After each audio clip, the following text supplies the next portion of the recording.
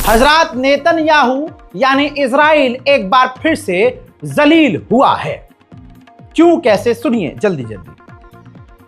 हालांकि एक अपडेट आपको रात 3 बजे दे चुका हूं, तो जाइए उसको जरूर देखिएगा, तब आपको यह चीज समझ में आएगी। इजिप्ट के अंदर कई देश मौजूद और मुस्लिम देश जिसमें पाकिस्तान भी है वो भी मौजूद। डोनाल्ड ट्रंप वहां गए, बहुत खतरनाक स्वागत हुआ। ये सब मुझे नहीं बताना, आपको मेन पॉइंट बताना है ताकि आपका समय खराब ना हो। दोस्तों, उस मीटिंग के अंदर माहौल यह बना कि नेतन्याहू आने वाला है और नेतन्याहू ने निकलने की तैयारी कर ली थी। साइन होना था वहां पर तुर्की, कतर, अमेरिका और इजिप्ट, इनको साइन करना था, गारंटर बनना था कि भाई हमला आगे नहीं होगा, इजराइल हमला नहीं करेगा और गाजा भी हमला नहीं करेगा। लिखित में यह फाइनल एग्रीमेंट होने वाला था जिसमें तीसरे, चौथे, पांचवें, छठे देश शामिल थे। अब ऐसे में नेतन्याहू ने तैयारी कर ली कि मैं भी जाऊंगा, तो वहां पर उर्दुगान भड़क गए जो पहले से ही तैयार थे इजिप्ट पहुंचने के लिए। तो तुर्की ने आधिकारिक तौर पर कह दिया कि हम आएंगे ही नहीं, तुर्की नहीं आएगा, न साइन होगा। फिर उधर से इराक भड़क गया, इराक ने भी कह दिया भाई हम भी नहीं आएंगे। फिर कुछ और अरब देशों ने कह दिया सबके सामने वहां इजिप्ट में कि ये वो समय नहीं है कि जब इजराइल से बातचीत की जाए। जब नेतन्याहू एकदम से जलील होना शुरू हो गया, सबने विरोध किया, तो इस कदर से इजराइल जलील हुआ कि नेतन्याहू ने खुद ही इस मीटिंग में जाने से इनकार कर दिया। स्वागत तो डोनाल्ड ट्रंप का बहुत बढ़िया हुआ, यहां तक कि इजिप्ट में जो स्वागत हुआ तो इजिप्ट की सरकार ने अपना सबसे बड़ा अवार्ड दे दिया, मेडल दे दिया। आपकी स्क्रीन पर यह मेडल है जो डोनाल्ड ट्रंप को दिया है। किसी देश का सबसे बड़ा मेडल किसी को देना या किसी को मिलना यह छोटी बात नहीं है दोस्तों।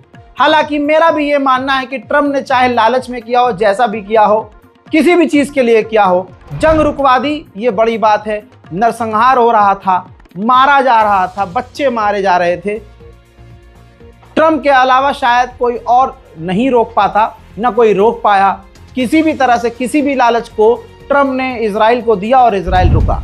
इसी तरह से इजराइल ने भी इजराइल के सबसे बड़े अवार्ड में से जो सबसे बड़ा मेडल होता है वो डोनाल्ड ट्रंप को दिया है। भले ही इंटरनेशनल पीस अवार्ड उसे नहीं मिला ट्रंप को, लेकिन जो मेन देश हैं वो डोनाल्ड ट्रंप को अपने मुल्क के सबसे बड़े मेडल और अवार्ड दे रहे हैं। उधर मेरे दोस्तों, सोने से बना कबूतर, तस्वीर देखिए, नेतन्याहू ने डोनाल्ड ट्रंप को दिया है उपहार के प्राइस के तौर पर। जब इजराइल पहुंचे डोनाल्ड ट्रंप तो पार्लियामेंट के अंदर नेतन्याहू ने स्पेशल धन्यवाद अदा किया ट्रंप का कि आपने स्पेशल ऑपरेशन करके ईरान पर हमला किया। आज यहिया सिनवार, हिजबुल्लाह और दूसरे आतंकी संगठन खत्म हो चुके हैं। Thank you for supporting Operation Rising Lion and for your bold decision to launch Operation Midnight Hammer. Boy, is that, you got to hear this.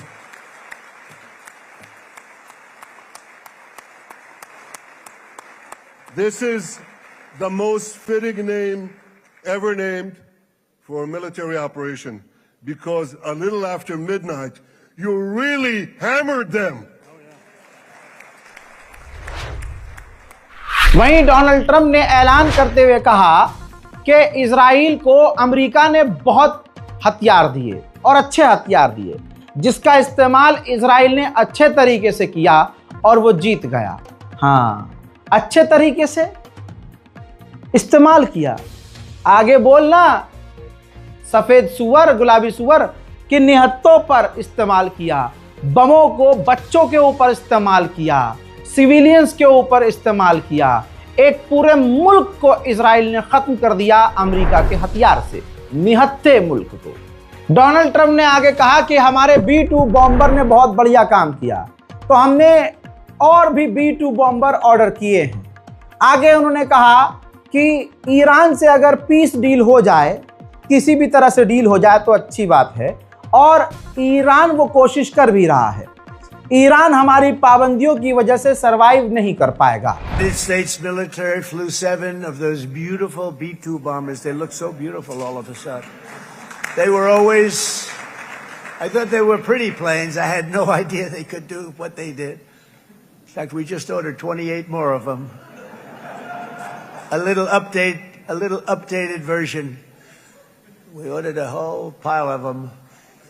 And almost 100 other planes went with them, including fighter jets. We had 52 tankers. Donald Trump ने कहा कि हमने जो Iran पर हमला किया है उसी वजह से ये गाजा की डील हुई है। बिना सर पैर की बात ये नशेड़ी कह रहा है।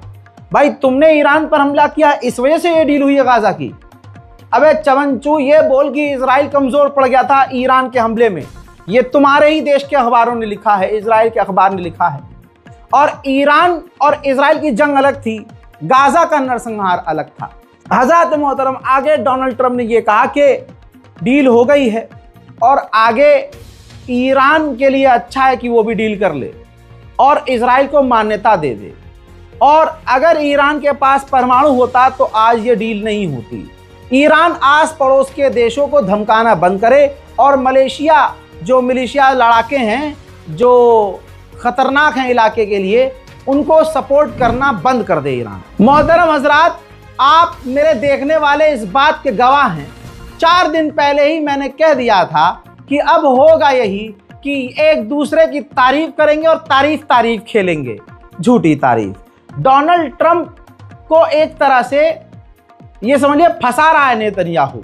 जिस बात का जिक्र नहीं होना चाहिए नेतन्याहू वो जिक्र करके, जैसे पूरी दुनिया में जलील नेतन्याहू है वैसे ही दुनिया को मजबूर कर रहा है कि दुनिया इसका भी असली चेहरा देख ले, लेकिन वो तारीफ के स्टाइल में कर रहा है।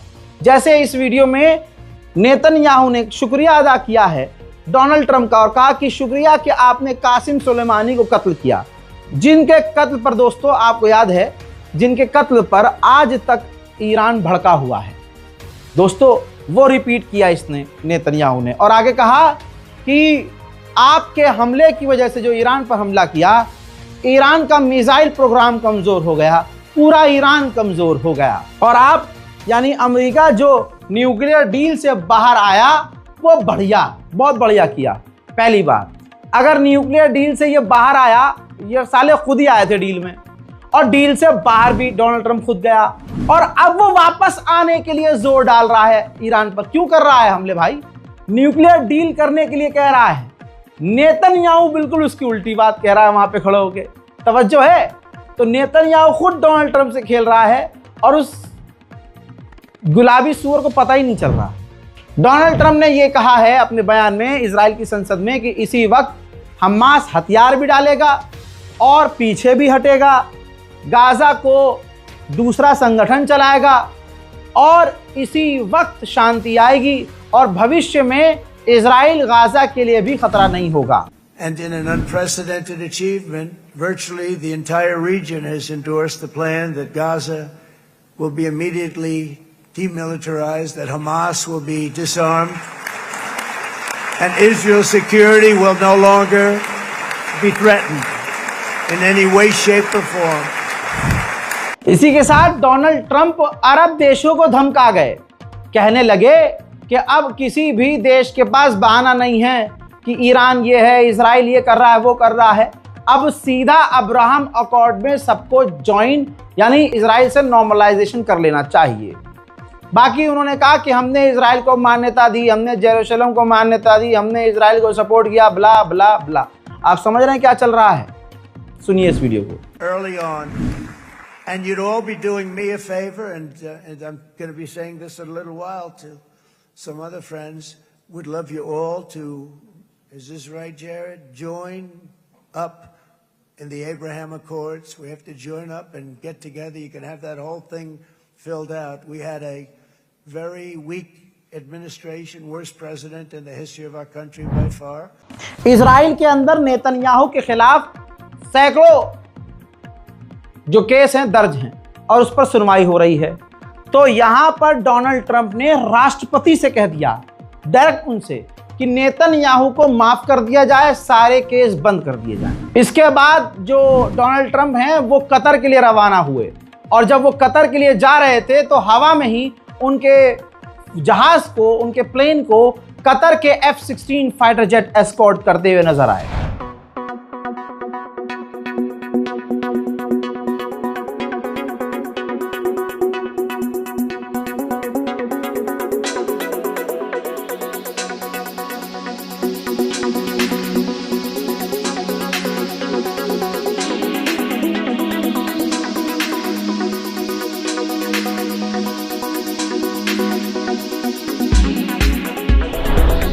अब जब इजिप्ट पहुंचे हैं उसके बाद, तमाम इलाके में घूमने फिरने के बाद, तो ये उसका मंजर है। उस मीटिंग का नाम था पीस 2025, शांति 2025, जिसमें यूरोप के कई देश शामिल थे, अरब के लगभग तमाम देश शामिल थे, पाकिस्तान भी इसमें शामिल था और भी मुस्लिम देश इसमें शामिल थे। इसी दौरान यूएई के रिप्रेजेंटेटिव से जब वो मिले हैं इजिप्ट में ट्रंप, तो हंसते हुए वो कह रहे हैं कि इनके पास बहुत पैसा है। चुप रहा होगा ना इसे, इनके पास बहुत पैसा है।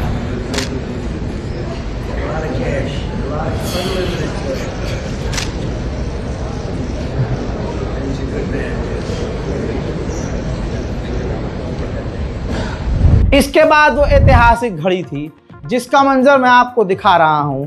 तुर्की, कतर, इजिप्ट और अमेरिका ने इस पीस डील पर साइन किया है। सबसे मेन बात इस डील पर जो साइन हुआ है उसमें ये लाइन है कि इजराइल गाजा पर हमला नहीं करेगा और इसकी गारंटी डोनाल्ड ट्रंप लेते हैं, और हमास इजराइल की सिक्योरिटी के लिए खतरा नहीं बनेगा और हमला नहीं करेगा, डीमिलिटराइज होगा, गाजा को छोड़ेगा। ये तमाम गारंटियां इन अरब देशों ने ली हैं। ट्रंप ने कहा कि वो लोग, बहुत लोग कहते हैं कि वर्ल्ड वॉर 3 मिडिल ईस्ट से शुरू होगा, लेकिन ऐसा नहीं होगा। हम गाजा को दोबारा बनाएंगे और गाजा में डीमिलिटराइजेशन होगा।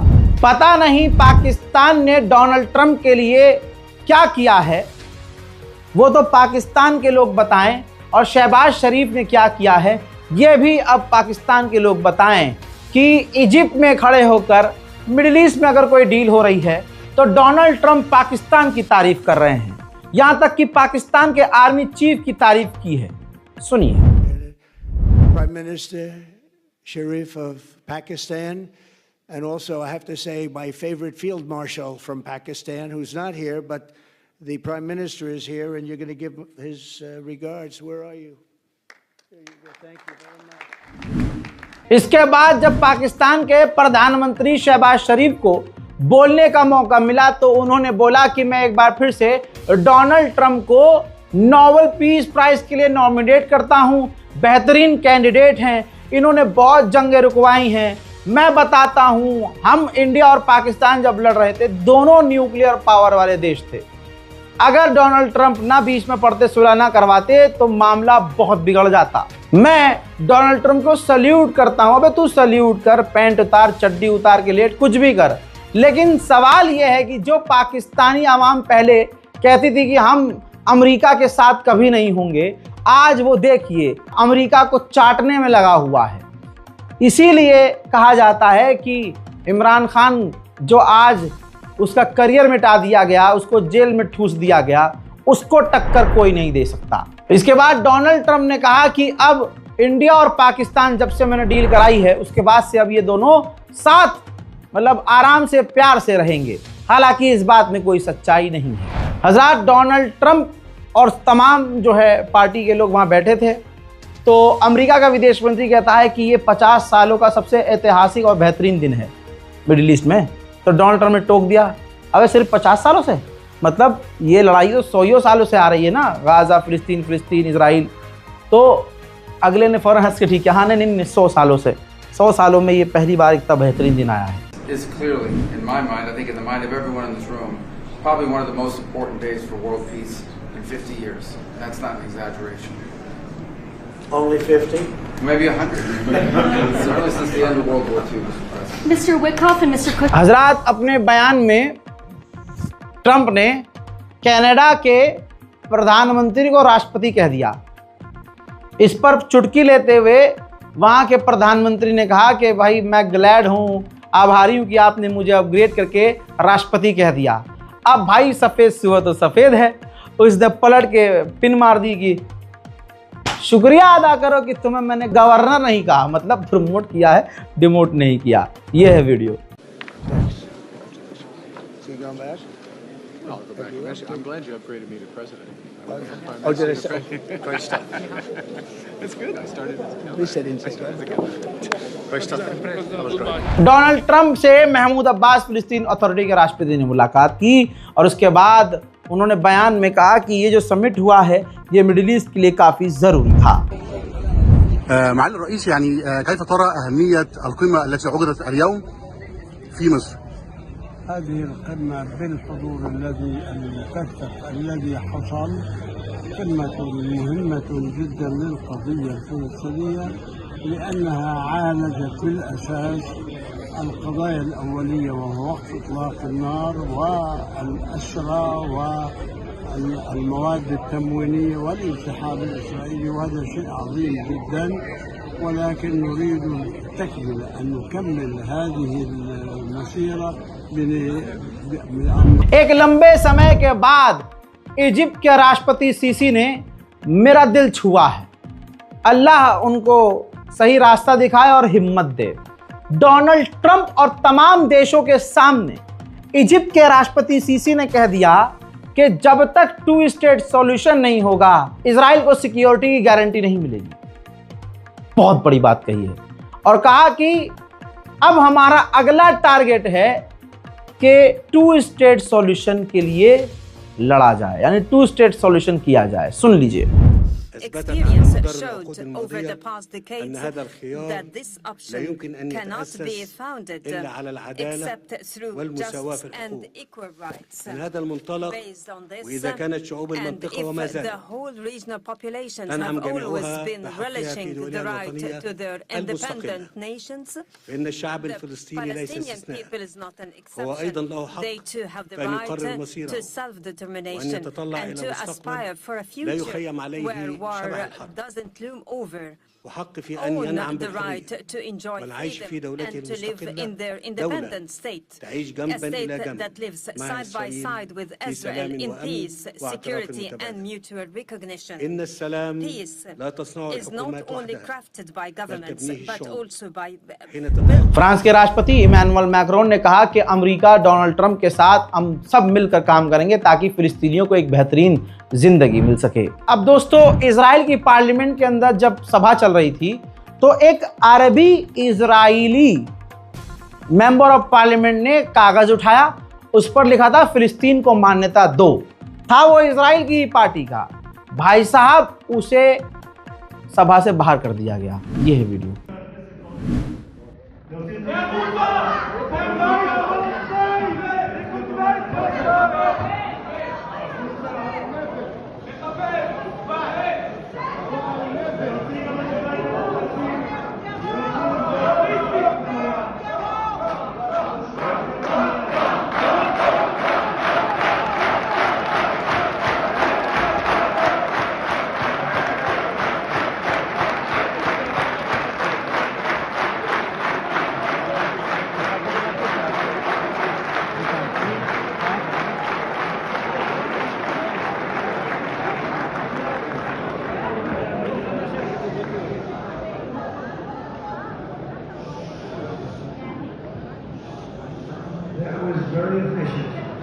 अब सुनिए, डोनाल्ड ट्रंप खुद यहूदी है और मुझे लगता है कि अमेरिका में जो सरकार आएगी, जो प्रधानमंत्री, राष्ट्रपति, विदेश मंत्री बनेगा वो यहूदी ही होगा या उसे यहूदी होना पड़ेगा। डोनाल्ड ट्रंप ने अपने मुंह से हक दिया कि मैं अपने दामाद का शुक्रिया अदा करता हूं कि मेरे दामाद ने मेरी बेटी को कन्विंस किया कि वो यहूदी हो जाए और वो यहूदी हो गई। सुन लीजिए, इसको भी सबूत दे रहा हूं। And let me also give a very special thanks to someone who truly loves Israel. In fact, loves it so much that my daughter converted. My daughter converted. I didn't know this was going to happen. And Ivanka's here.